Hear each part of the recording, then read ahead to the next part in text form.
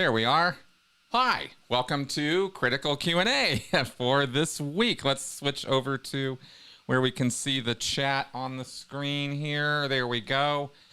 And, you know, we're having some winter weather power outage stuff going on here in Denver. So I am hoping everything goes real super smoothly here, but we have had issues in the last 24 hours here, there, and everywhere. And so anyway, I hope that this is a smooth operation. Everything is set up here for it to be, but just throwing that out there. Anyway, good, excellent. I'm glad everything is coming across well. Yes, the I'm glad. I know a lot of folks like the lives and the live streams when we do these Q&As live, and I do too. So good stuff. Literally right as I was hitting live and getting going, I had two different calls come in. Anyway, okay, so I have not yet put the question bar up, so let's get that up there. Sorry about that. Start a Q&A. Put your questions here under this comment. Okay, start. There we go. All right, so we should see, you should now see in the chat a comment from me, and if you answer that or put your comments or your questions below that comment, then I will then get them on the screen here so that I can start answering your questions. I've also got a couple preset questions from my Patreon supporters and viewers that I'm going to be throwing in randomly today as well, so we can get the ball rolling, or we can get those going as well. War on Satan. Wow, I didn't see that. The ads that get assigned to my channel sometimes are pretty interesting. Okay, let's see here. There we go. Okay, good. So Xion just put up a, yeah, here we go. So you guys are getting the questions in the right spot there. Excellent. So on this happy note, as those questions come in, I guess we should just get right to it, huh? I hope, by the way, that you all got a chance to check out my podcast, the Speaking of Cults podcast that posted yesterday with Dr. Yuval Leor. And he and I did a whole updated show on L. Ron Hubbard and our idea, specifically Dr. Leor's idea, that L. Ron Hubbard possibly suffered from a physical condition of the brain called temporal lobe epilepsy, TLE, and that this condition may well explain a great deal of his behavior. And more importantly, now that it is an understandable and diagnosable and treatable physiological problem that can be solved or dealt with or addressed directly, maybe, just possibly, it could be that as we get more and more awareness of this as a condition, that maybe we could actually head off some of these cult leaders and predators who get on these, you know, religious tears and get on these like very extreme, I am a supernatural deity and, you know, I am the super secret sauce deliverer to all humanity and I'm going to save humanity. You know, these people who get on these roles, it could be that they're on a roll like that because of scars or lesions in their brain that can be treated. I mean, it's wild, right? You look at the range of people's behavior and the reasons for it, and there's thousands of reasons why people act the way they do. But if we had a physical solution to a incredibly difficult, you know, moral and societal problem, by addressing, you know, brain issues that were causing a person to be that way, wow, wouldn't that be amazing? Wouldn't our society possibly be a little different? Hopefully not going in any sort of bizarre, strange new world direction, but, you know, you never know where people are going to go with stuff. But I'm excited by the idea that this is a diagnosable and treatable condition. And it wasn't necessarily so when L. Ron Hubbard was around. But we can look at him as a case study, and we can look at Jim Jones. We can look at lots of people who might possibly be suffering or have suffered from that, and learn an awful lot about why people are the way they are and how we can deal with that. So anyway, I thought that would be something that I would promote to y'all if you go to check that out. It's a really good talk. And we did it in person. We did it right here a few weeks ago. The other thing I wanted to let everybody make sure that you all know about, coming up in just a few days, right here on this channel in 3 days, on February 7th, we are going to be doing my little fun live stream. Not anything, I don't have any big, huge thing planned, but I thought I've got some docs to go over with you and show you that I've never shown anybody before, ever. From my Scientology past, because it's 10 years that I've been on YouTube. Come February 7th was my first appearance 10 years ago on Karen Della Carrier's channel, actually, Surviving Scientology. And I started my own channel a few months later. And here we are. So I'm going to be celebrating that, and I hope you'll join me to celebrate that as well. That'll be February 7th, right here. Watch for the link coming on that, and it will be, I think I'm going to be doing it around 6 o'clock my time, as I think what I planned, 5 or 6 o'clock. So you guys can watch for the link on that. And I think we'll have some fun. And then also, just a little reminder, February 29th, get nervous every time I say this, but February 29th on this channel right here, live stream of the tone scale video. Okay, it's finally happening that day. It is set in stone. You know, come hell or high water, I'm hitting live and we're doing it. So February 29th, watch for that. Save the date.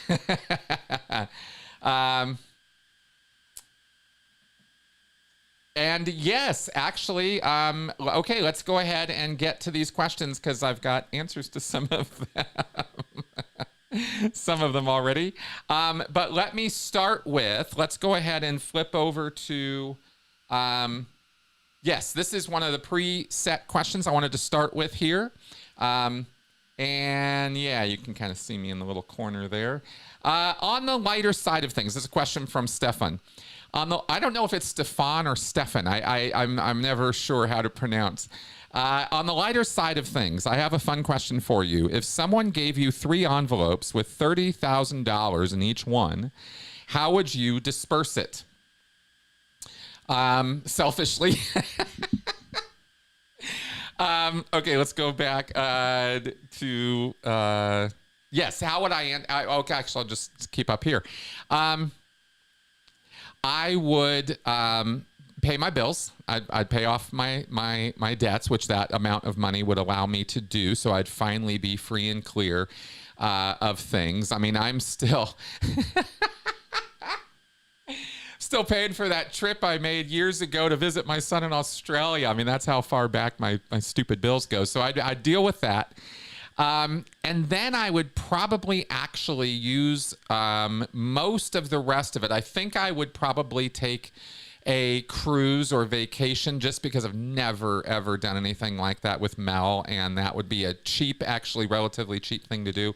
That might be a lot of fun. And that would take care of some of it, a good, no, not even half of it actually. Because the rest of it I would use... this is something I've been thinking about, and if I had starting capital like this, it would actually make it, 20,000 times easier, 40,000 times easier. I would start a nonprofit.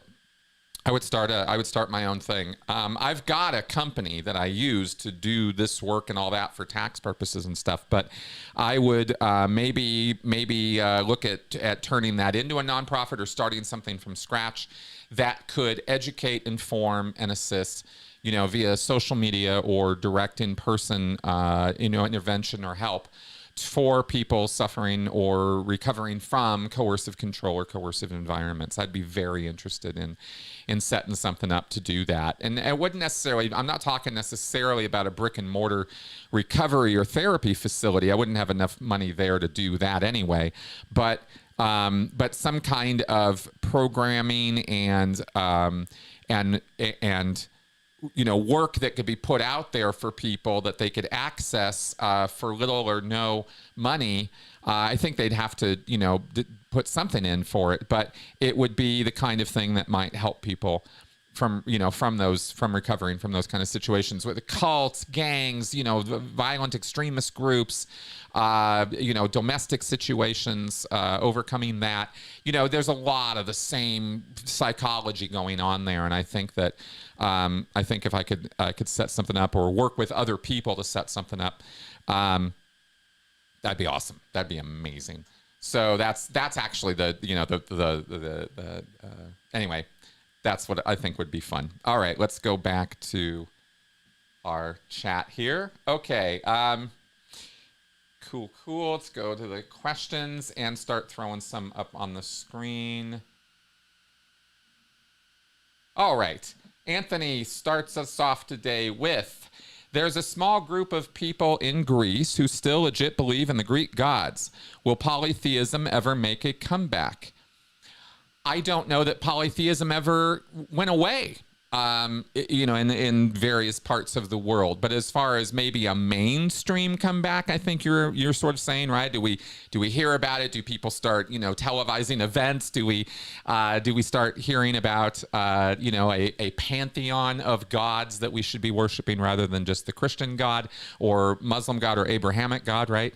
Wow. Could that happen? Of course it could. Of course it could. In some ways, it's maybe even overdue to happen.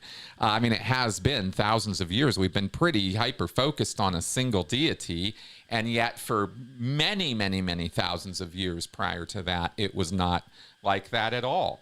So, we're having some fun power issues today. I literally am watching my other computer on the other side of the room shut down or reboot itself right now. It's just been exciting in my neighborhood as far as power goes. So this setup over here, which is what runs my live stream and everything, looks like it's going to be okay. It hasn't had any issues.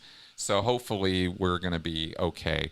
But if I have to get up and go turn that setup off over there, I might need to do that. I'm going to kind of keep a little side eye on it as we're going. Sorry, guys, for the distraction there. Just life and climate change and storms and weather and all that. Anyway, so anyway, as far as Anthony, as far as your question goes, absolutely polytheism could totally make a comeback. Let me just take 3 seconds and go turn this thing off, and I will be right back.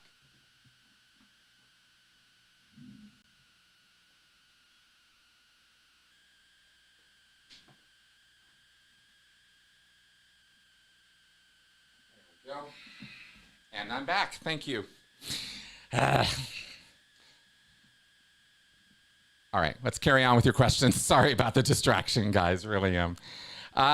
Okay, from Jehovah's Witnesses to declared apostate. Will you consider interviewing Janis Grady? She went to the Apollo at around 11 or 12.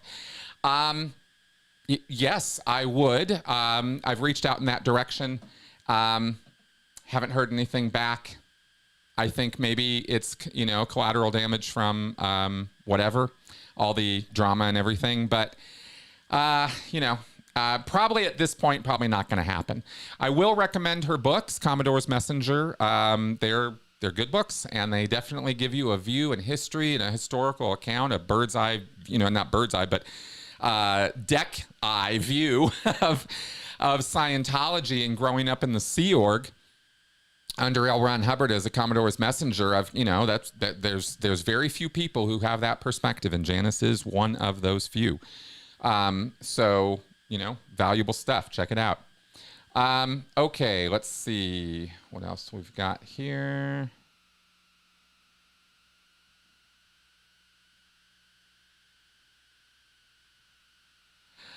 Okay, Xion asks, I saw your episode Saturday with Dr. Leor. I love the deep dive into temporal lobe epilepsy. The traits of lip smacking and fervor made me think of the pillow guy.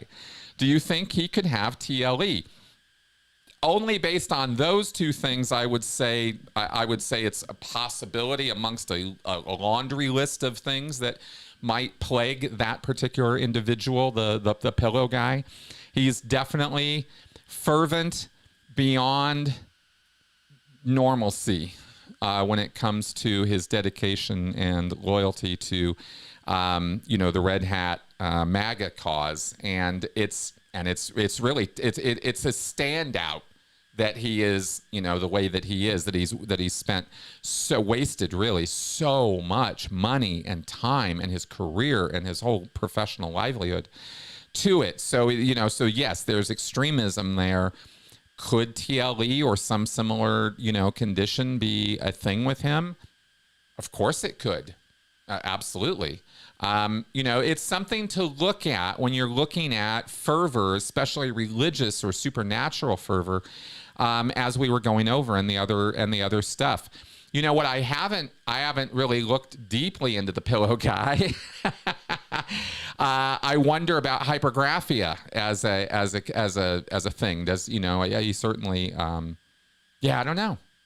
Be interesting to dive into that. The only problem with trying to diagnose or deal with people who are of this extreme nature is getting them to agree to go to go see a neurologist and get a brain scan and see what's up. I mean, it's an involved thing. It's not just some 10-minute diagnostic. You're gonna get in there. So it's it's maybe one of those things where the problem prevents the cure, kind of thing.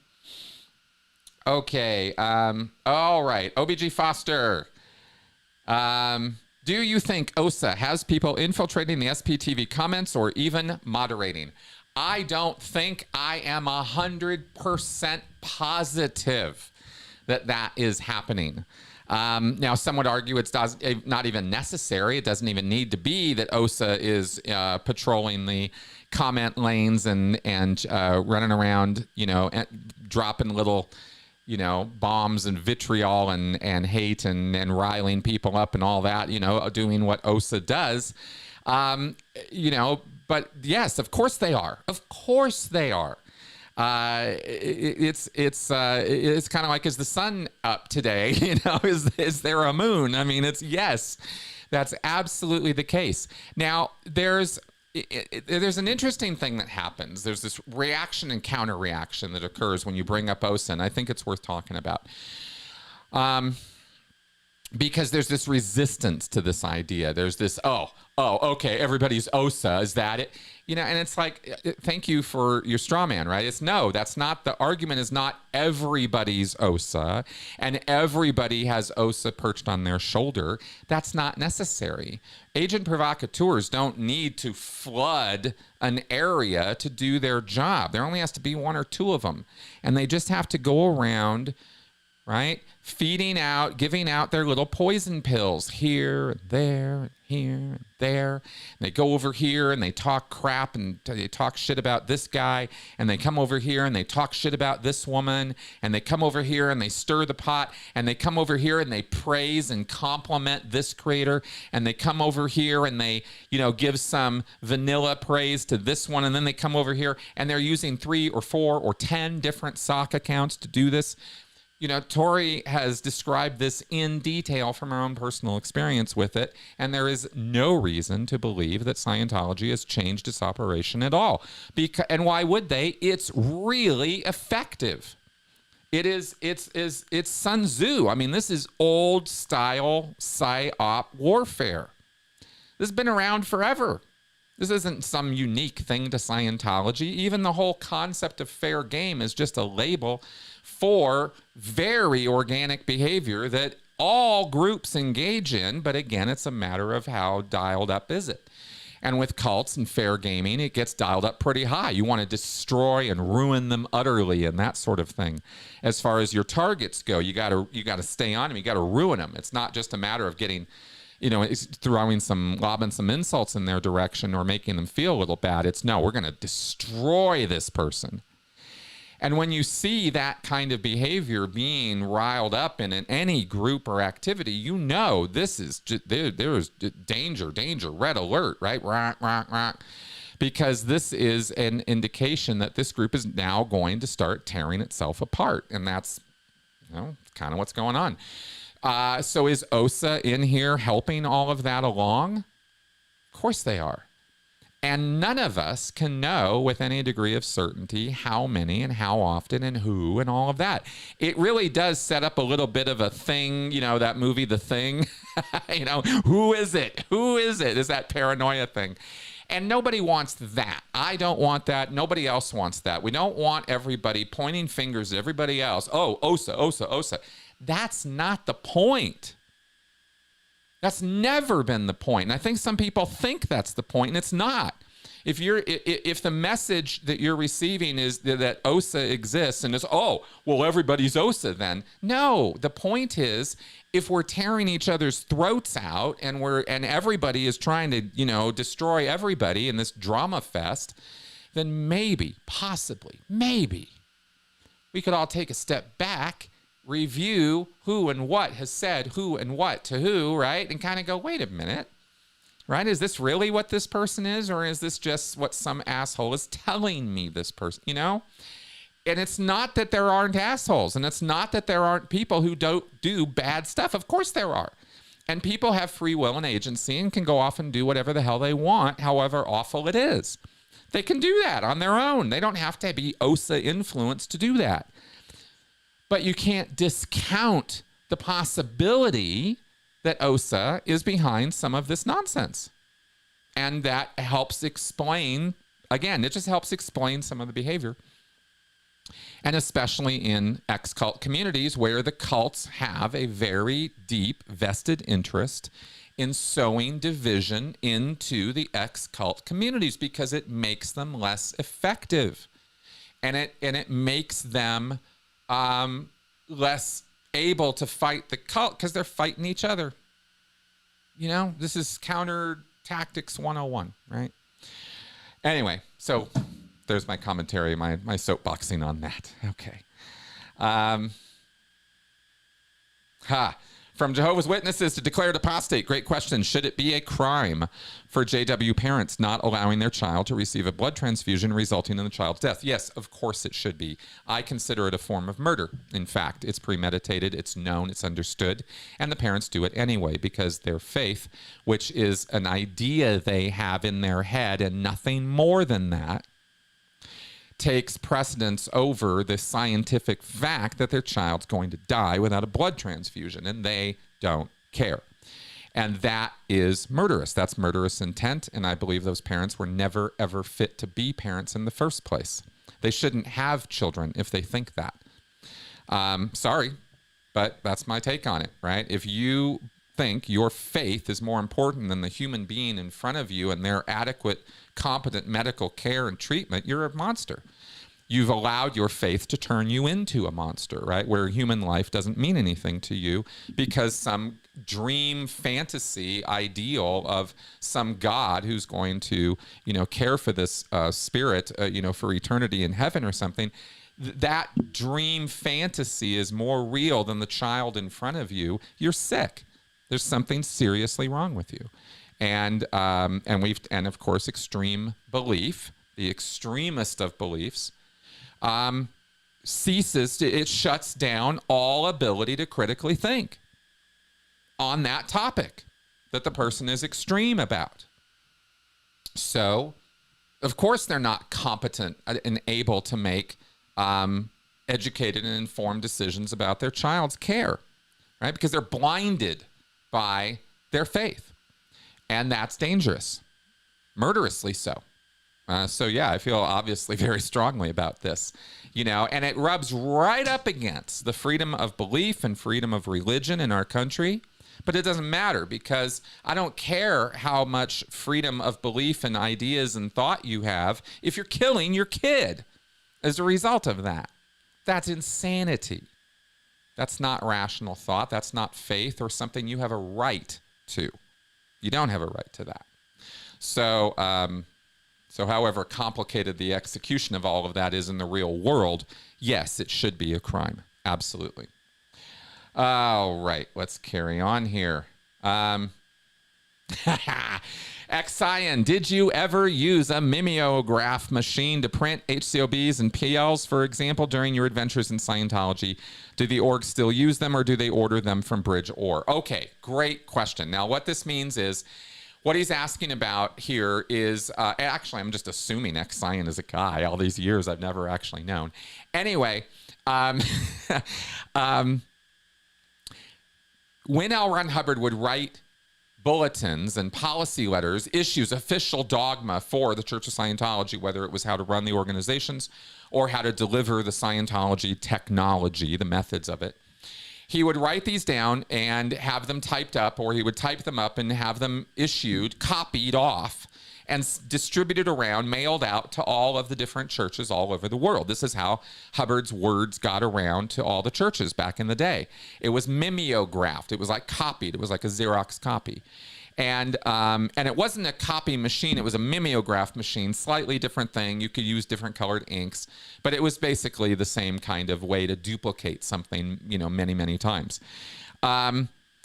This has now been taken over by literal color copiers. They don't have mimeograph machines anymore. They have color copiers, and that's what they use to do mimeograph printing in the orgs. It's all part of the ideal org setup, that they all get fitted up with a color copier, and they have all the different, you know, color papers and all that, and they can print any issue type they want, and that's all on PDF libraries that are in the org computers. That's how it's done now. I've used all these systems. I mimeographed stuff back in the day. I used the color copier mimeograph machine that they use now. I've done all of that stuff in the org. So yeah, that's what they're doing. And I know they don't still have to order issues from Bridge or from Mimeo anymore. There's no mimeographing going on anywhere in Scientology that I'm aware of, any more than they're sending telexes anymore. It's all emails. It's all digital traffic. And they just format it to look like the anachronistic old school stuff that Hubbard wrote about. But it's all just email tech and digital technology. Okay, Love Foo Kitchen, would you consider changing the format so that these Q&A shows are live 3 weeks before maybe, but perhaps with a mix of chat, questions, and one sent in? These lives are such an upgrade to the pre-records. Love them. Okay, well, thank you for that feedback on this. That's good to know, because I have actually had it reversed in my head where I was mostly doing pre-recorded Q&As, and then I was doing lives once a month. And more recently, lately, over the last few months, you've seen me increase how many lives I've been doing because I get positive feedback on them from you guys. And it seems like this is what's wanted. So I thought this week, and I've done it a couple times in the past, I'd throw some pre-recorded questions into the mix so I could still get to the queue, my famous question queue, right, that I have. But at the same time, still be able to interact with you guys directly and do the live stream. So if you know, you all just keep giving me feedback on what you want from me, and I'll do my best to deliver it this way. So your feedback is noted, and if we need to sort of flip the script and do more lives, it's easier for me in some ways to do live streaming as far as my production and editing and all of that goes. So it's no skin off my nose or back or whatever, either way, for me to do them live or do them pre-recorded. Either way works for me. So y'all let me know in the comments if it's important to you or you have feelings about this one way or the other. Let me know. Okay, good. And that's that.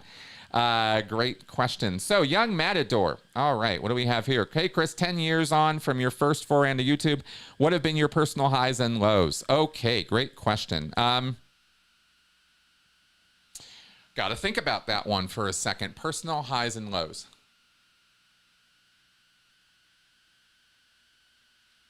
I've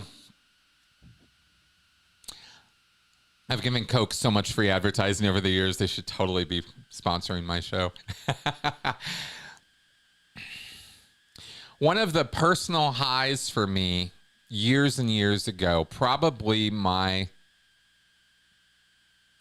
personal pinnacle moment, on YouTube, and this is gonna sound so whatever, but was years ago when I asked my wife to marry me on YouTube on a live stream.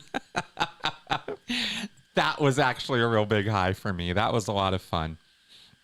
YouTube has seriously been a great deal of fun in a lot of ways over the years, right? My first live stream, my first successful live stream, proposing to my wife, announcing when I felt like I had actually hit a pinnacle of recovery from Scientology where it wasn't ruling my thinking or my language or my concepts, my action habits and patterns anymore. Those were all high moments for me that I got to talk about here or discuss with you guys. And I think those have been real highs for me. Let's see. Lows, kind of the shit that's been going on recently. It's been pretty low for me. It's been pretty downer. Watching this community eat itself and tear each other apart and that kind of thing, and watching the effects of my channel, on my channel. That's kind of sucked. That hasn't been fun, right? Watching people, think I'm some asshat for stuff that I've never said or done, or, that blows me away. But it's, okay, fine. You learn. It's the negative side of being a public figure, putting yourself out there, is you're going to get that and you got to roll with it. So those are the highs and lows. I don't know. There you go. All right. X-Cyan. If you won $100 million, would you still produce content for YouTube? You're goddamn right I would. Absolutely. I would just do it in a different way. Like I was mentioning, if I had the capital to actually start some kind of nonprofit or some kind of foundation or some kind of outfit that could really, really, work on coercive control and helping people from that, I would absolutely still be producing YouTube content to help people with that or direct them in that direction, or educate or inform or something like that. YouTube is too good of a platform, and there's too many people who can be reached through it to ignore the potential of it. That's why I'm still here and still gonna be here. I'm not going anywhere. I got big plans of other things I want to do in terms of books and stuff like that I want to get going on this year, but YouTube is just kind of been too much part of my life for the last 10 years for me to just kind of walk away from it or not continue to use it to reach people as best I can. That's kind of how I think about it, at least right now. Now, of course, obviously, if I had $100 million, I might start my own damn YouTube. I mean, it's not like YouTube is the best platform to be on. There are way better ways to do this. It's just that this platform has so much reach built into it. That's the thing that it really has that keeps me here more than anything else. Okay, so there we go. Anthony Spurgeon, do you know much about cryptids? Is there one you are most interested in or you think is likely to exist? Do you think belief in these creatures overlaps with religious type belief? Okay, you got me on this one, Anthony. I really don't know what that name sounds familiar, but I'm not remembering. Cryptids. Oh, okay. Oh, cryptozoology, pseudoscience, studies and searches for animals or other creatures whose existence is unrecognized or disputed by science. Alien big cats, cactus cat. Cryptids, animals that cryptozoologists believe may exist somewhere in the wild, but whose present existence is disputed. Ah, got it. Like Bigfoot, or the abominable snowman, or the Loch Ness monster might be examples of cryptids, I guess. So no, obviously I don't know much about them. I know what I studied when I was a kid, when I was deep into, the paranormal and ESP and telepathy and psychic stuff. And, we all, I think a lot of us dived into that section of the library when we were kids. I lived there for a while. I was really into the paranormal. And so I know about it from that time and kind of keeping up with stuff. I mean, there's a big thing here in Colorado about Bigfoot. There's dudes hunting Bigfoot, here in Colorado and stuff. I hear about that every now and again.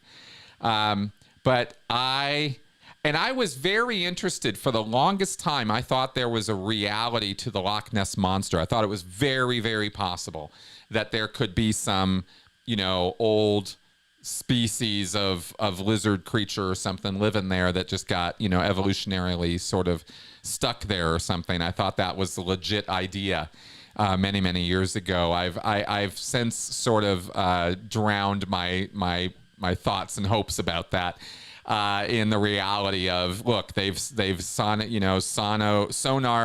graphed and searched all throughout the Loch Ness for this monster, and it's just not there, right? So I'm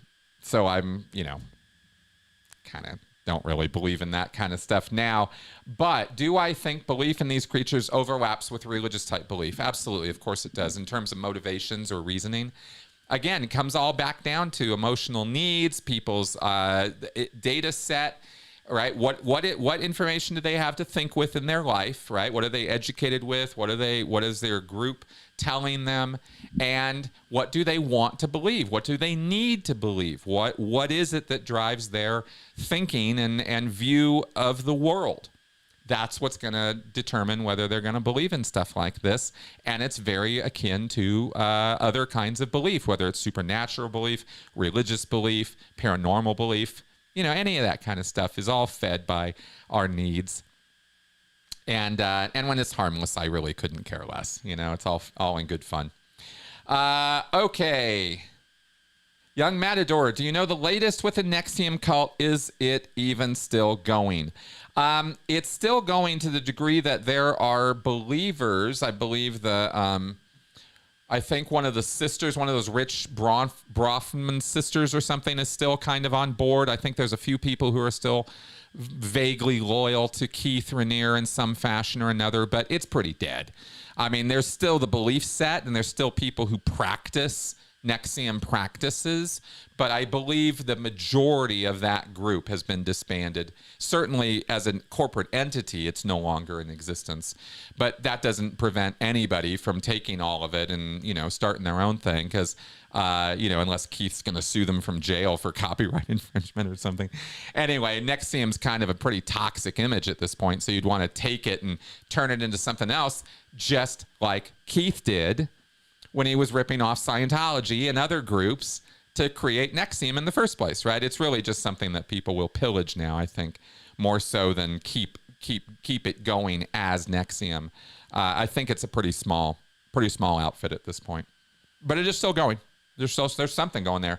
But I think it's very personal. I don't think it's an organizational. I don't think you can go to a website or go someplace and pay for NXIVM classes anymore and get the sashes and all that kind of stuff. I don't think that's going on anymore. But if anybody is more informed on this, and there's plenty of people I'm sure who are, let me know. All right. Fabian, how did your Scientology upbringing affect your view on self-help? That's an interesting question.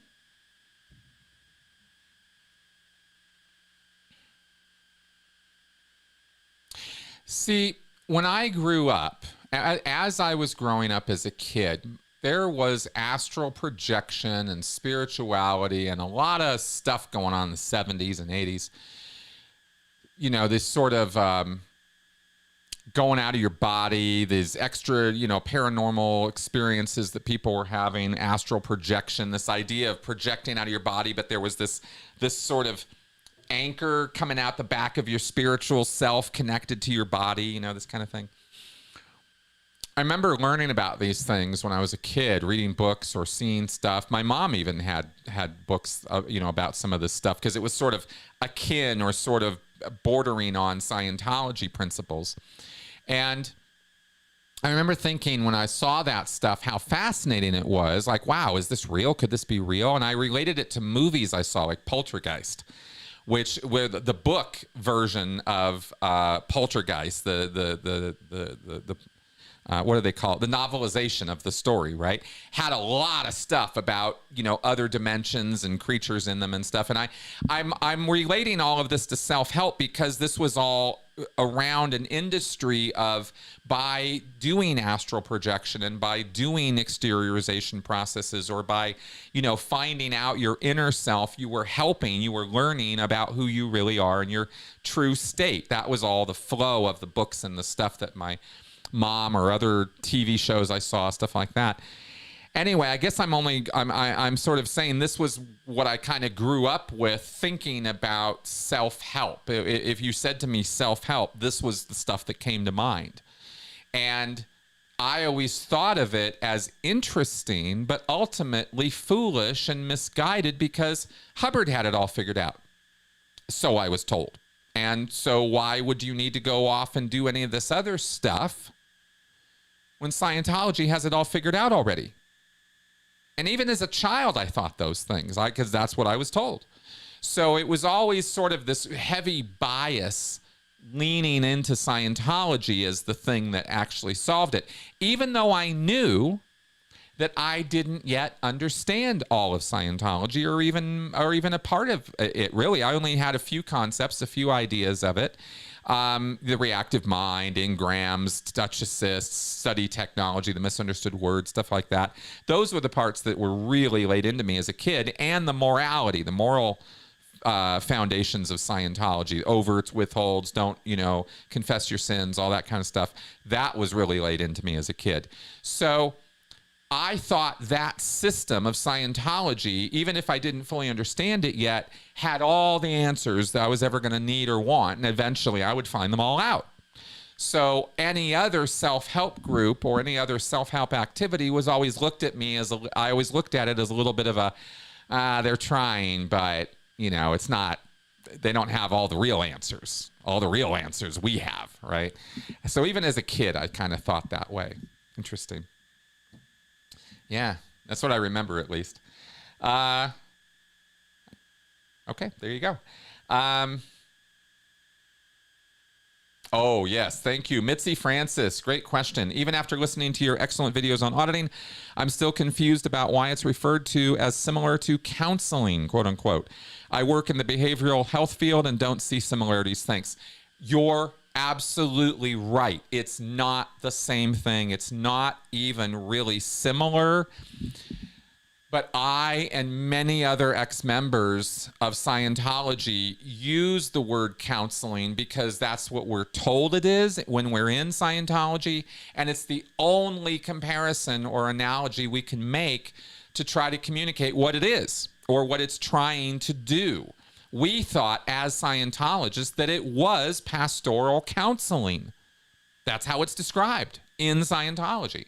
So it's the word that we would use. And I used it for years until I finally learned what actual therapy and counseling really looks like and the guidelines and ethical boundaries of that counseling.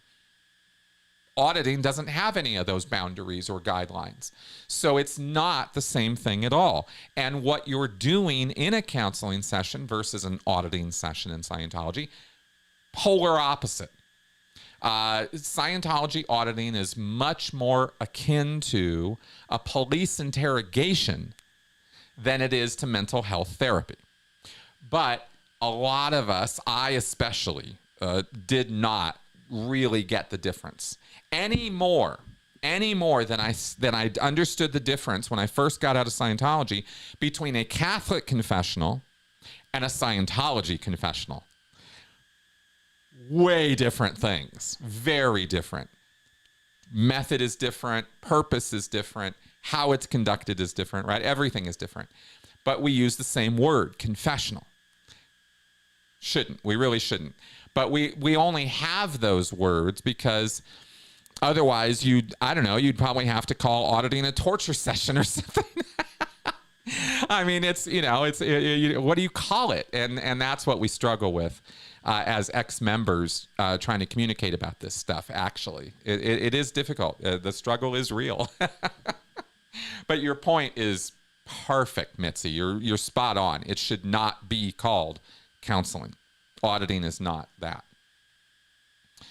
Fabian, XIVM needs its own reality TV. What do you think? I think that I think it already exists. I think it's already happening, and that yeah. Okay, moving on. From Jehovah's Witnesses to Declared Apostate, are there OSA members who work in every Scientology org? There are supposed to be. Every single Church of Scientology is supposed to have a staff member working in it whose job is the Director of Special Affairs. That is a department in Division 7 of every Scientology church that exists. Every one of them. So there should be a posted OSA representative everywhere.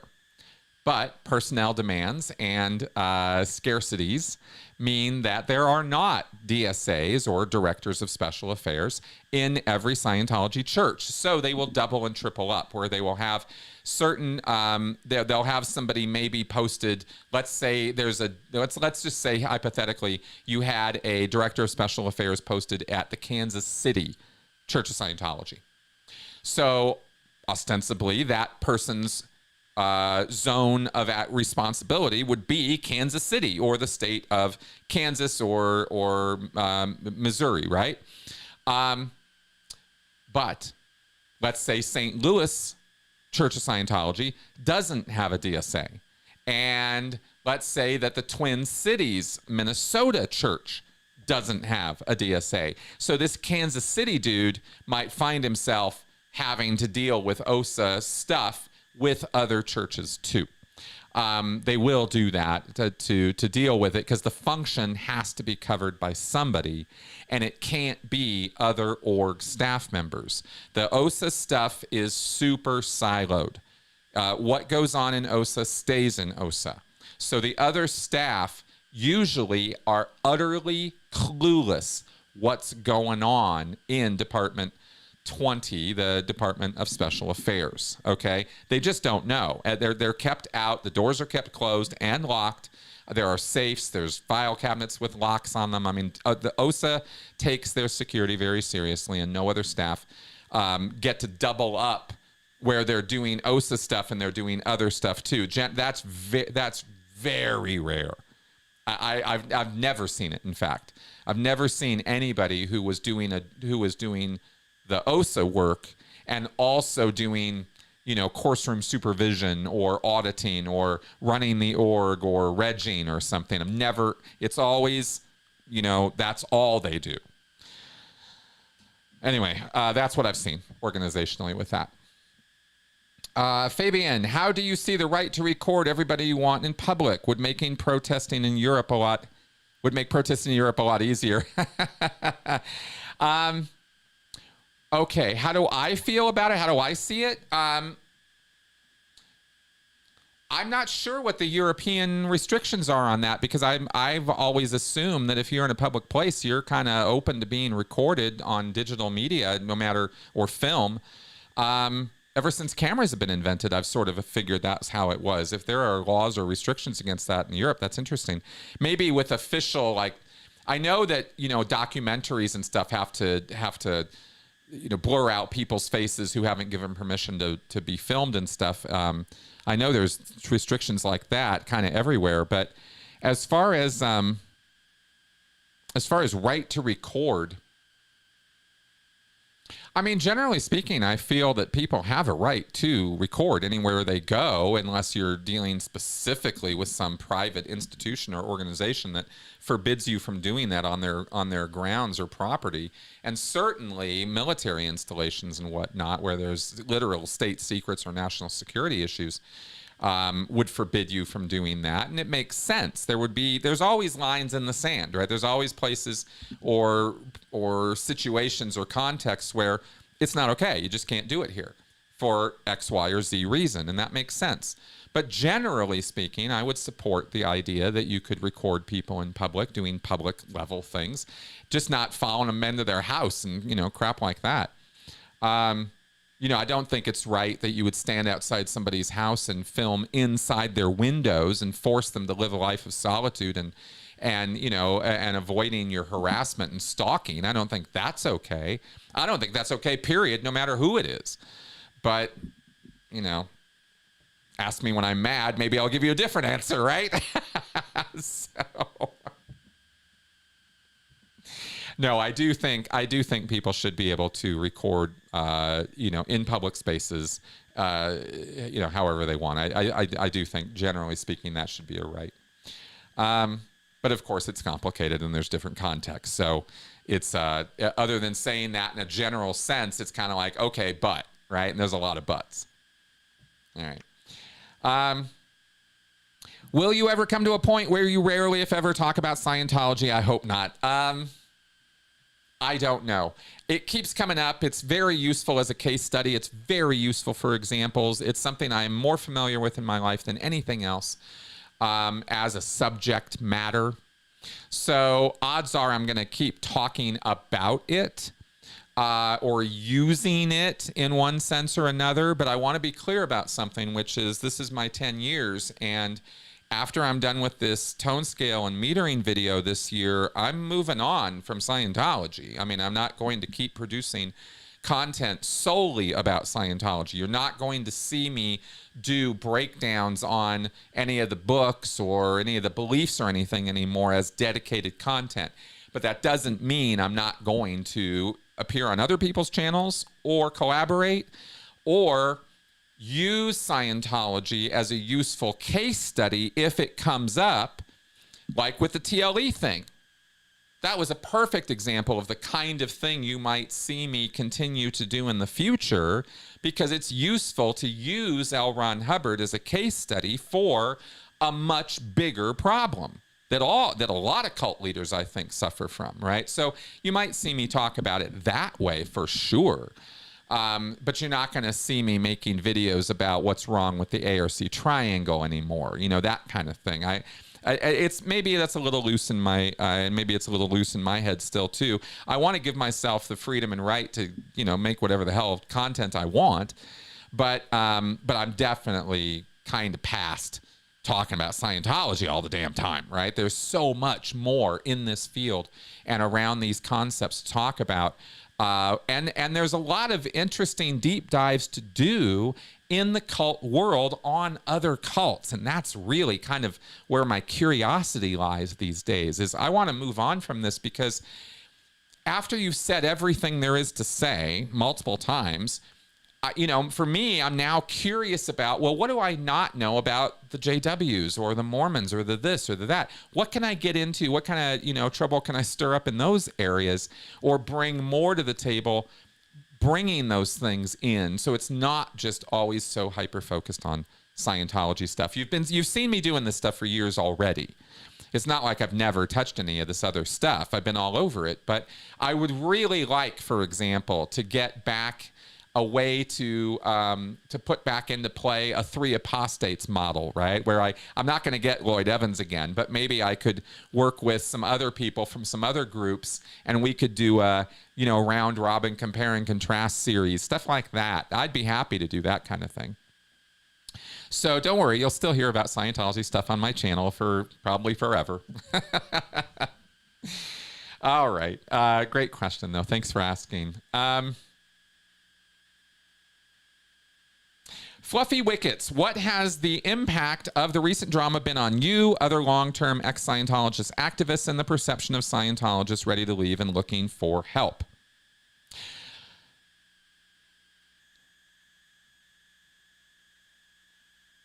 I think there's a general, I can only speak for myself. I'm not going to try to put any words or ideas in anybody else's as though I'm representing anybody else. I'm not. It's just me. Okay. So from my position, from my vantage point, I'm saddened by by all the drama, all the trauma drama, and all of the noise that it generates. And people, and no matter, I'm also upset by the fact that no matter what words I use or what I say or how I say it, it can be misconstrued and will be misconstrued in the worst possible way. That's very disappointing because that's new. That's not something that has always been that way in this community. People have had disagreements and upsets, but this is it's just gone way, way, way overboard. And now there's a cruelty and an eagerness to spill the tea and dish on it everybody else, and sort of this one-upmanship, weird, sort of very immature sort of approach to this whole stuff.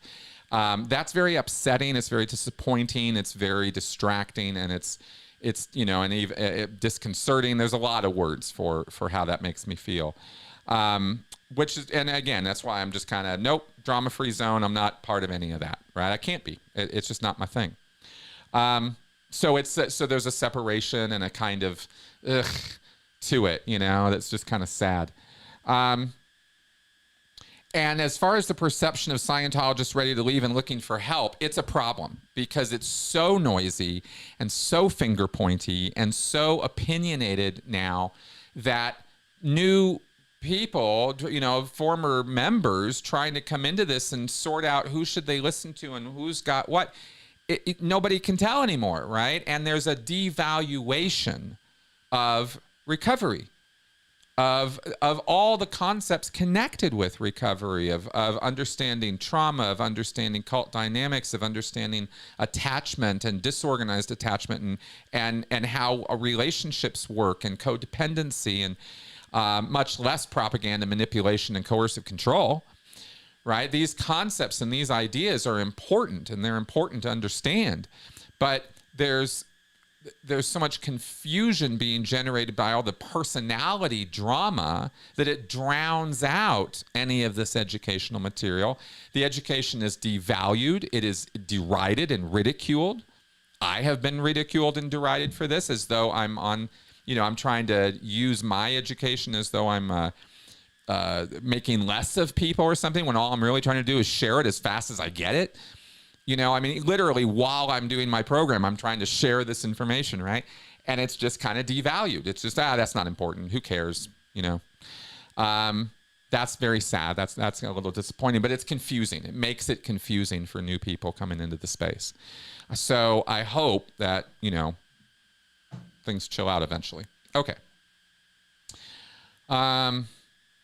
Here's a question. How much time is a Scientology public required to spend time for Scientology in his or her free time? Okay, you're asking how often, how much time do public people have to put in on Scientology? They are all encouraged to be on course minimum 15 hours a week. Some places they're forbidden from even being on course if they can't put in 15 hours a week. Either a combination of nights, days, weekend time, right? You figure it out. Some public do an awful lot more than that, but it's generally speaking, the minimum amount of time that they want public involved with Scientology in their lives is 12 and a half to 15 hours a week. As far as a number, that's the number. They're always pushing for more. They always want more from you. Yeah. Okay. Do the lives for European is perfect weekending. Do you agree? Sure. I mean, if it works for you guys, fine for me. Yeah. I'm, like I said, I'm going to keep tally of what answers come in on this, but odds are we'll definitely pump up the lives. Okay. Jay, what do you think turns a benign cultish leader into a malignant one? I'm noticing a change in behavior in one of the YouTube creators I follow as he gains more and more subscribers. Okay. What I can say, here's what I can say about this is, you never can tell what's going to happen with somebody because you don't know what exists inside of them. I have said for a long time now that money, influence, power will bring out whatever is inside of you to bring out. If there are unsavory characteristics within you, or there's an ego, or there are weaknesses, they're going to be, they're going to come up. They're going to be exaggerated by more influence and more money and more power. That's what those things do to people. They make you more of whatever it is you already are, because you have more ability with the influence and power and money that you have. Your reach, your ability to extend your will is increased, right? It expands. You're able to do more, have more, say more, reach more, because you have these resources now, at your control, at your disposal. So whatever it is you want to be doing, whatever it is that's in you that wants to come out, that's what's going to come out. And not always in a bad way at all. Lots and lots and lots of times people get money and power and they do great things with it. They do wonderful things with it. This is not a rant that everybody's got some evil demon inside of them just waiting to come out. That's not the point at all. But some people do, and some people don't. And some people are kind of vanilla. They're kind of, they don't really have much of anything going on, right? They get money, they spend it, whatever. It's not really, they're not about causes or help or, whatever, but they're not about hurting people either. They don't want to secretly destroy their enemies and this kind of thing. So they don't really do much of anything with it. But then you get some people who will get this money and power or subscribers and followers and all that influence, right? And they will use their influence to do what? Feed themselves, feed their ego, or, push it back out into society, help people, that kind of thing, right? What do you do with it? So I think that whatever it is that turns people, like ego, answering your question, what do you think turns a benign cultish leader into a malignant one? Opportunity, desire, will, ego, temptation, of course, right? When people are tempted with power or corruption, some people just aren't up to it. They don't have the moral fiber or integrity to deal with it. And I'm not pointing any fingers at anybody right now. I'm talking in a very general sense. I'm serious. I'm not talking about any one person right now. I'm saying that there are people who deal with it well, and there are people who don't. And you don't really know what's going to come out until it starts coming out. And then you're like, whoa.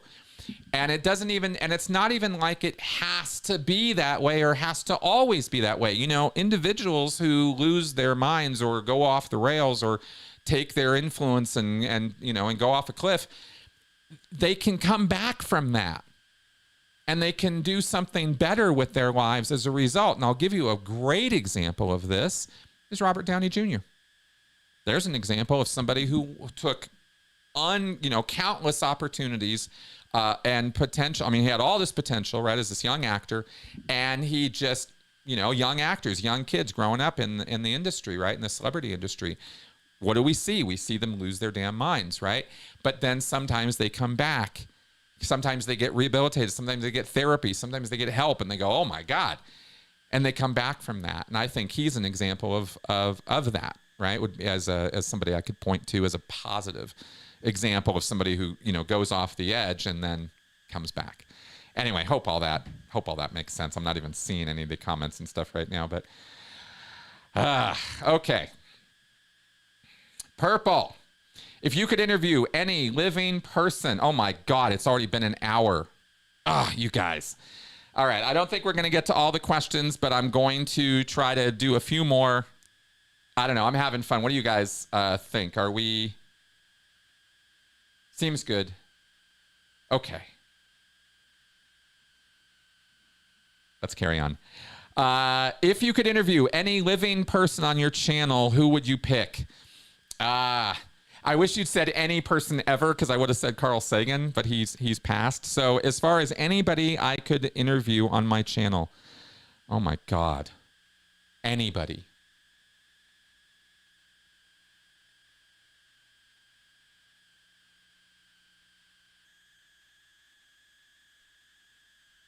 If I could get real answers out of him, somebody like an Elon Musk would be a fascinating interview to do.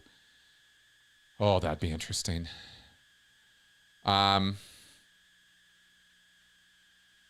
Keith Raniere would be a fucking fascinating interview too. So would David Miscavige in a few ways. Have to prep for that one. That would be interesting.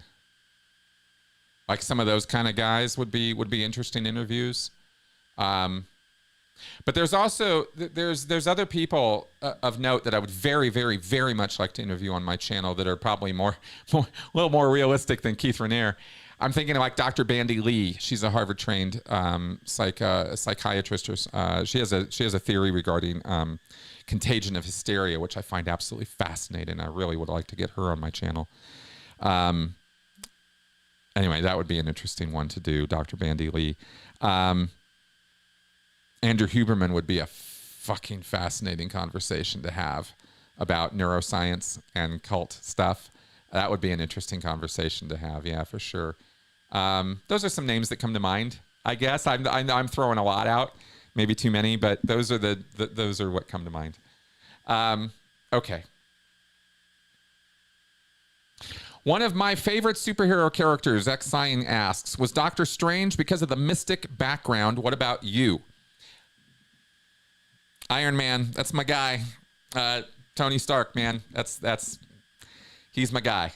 Again, talk about a redemption arc. Not only Robert Downey Jr., but the character he plays, Tony Stark. I do like the Doctor Strange mystic background. I really did enjoy the first Doctor Strange movie. I actually really enjoyed that one a lot. Before it got all into the multiverse of madness. But yeah. Anyway, that's my thing. I used to be a lot more mystical and supernatural in my entertainment, and the things that would appeal to me now. I'm a little bit more techno and practical kind of stuff now. Okay, carrying on here. Young Matador, there's been a big expose. Yes, there has. I saw this in the Guardian, Observer newspapers about Narconon UK this weekend. Is Narconon as a whole now just too much of a hindrance to the Church of Scientology?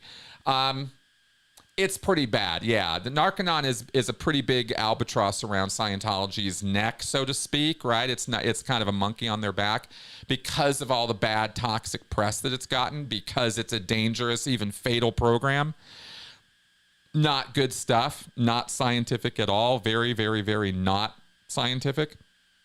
Excuse me. So, yeah, Narconon's not, they thought, for a long time in the early 2000s, Miscavige thought Narconon was going to be a huge path to expansion for Scientology.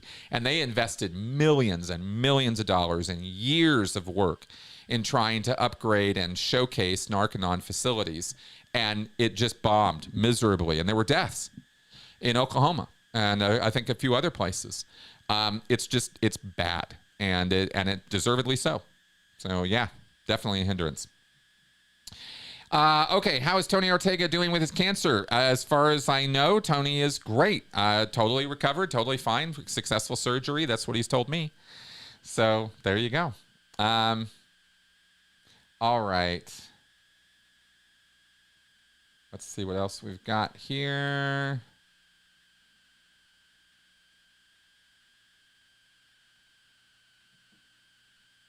Looking at the last couple of questions, I'm going to take like two more, and I want to select them here, I guess. Bud123, did you come across psychopaths in Scientology? If you did, how did you deal with them? Yes, I did. I have said a few times that there were a handful of people who, even if they came out of Scientology, I would never, ever want to interact or deal with them in any way. Those are the people I'm talking about, pure psychopaths. The security chief in PAC, this guy Ryan Boswell was his name.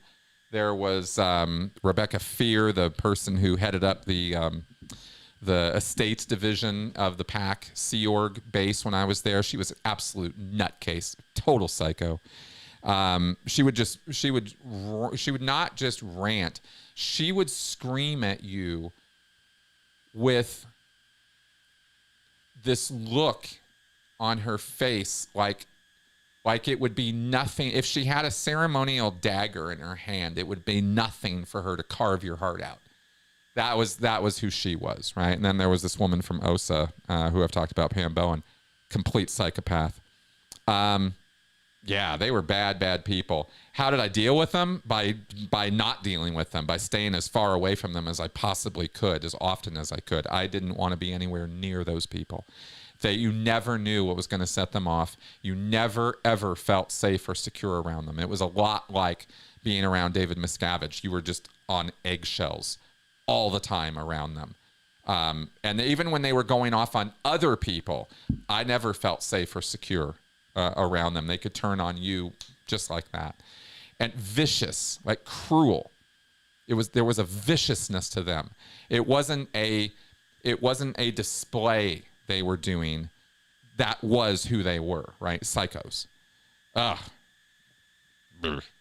Okay. And Michelle Carpenter. Hey, Michelle. Did you ever join or come close to joining an MLM anytime after leaving Scientology? I did not. No, I have never joined an MLM or even been drawn to one. Thankfully, right, because of my cult education, for the most part.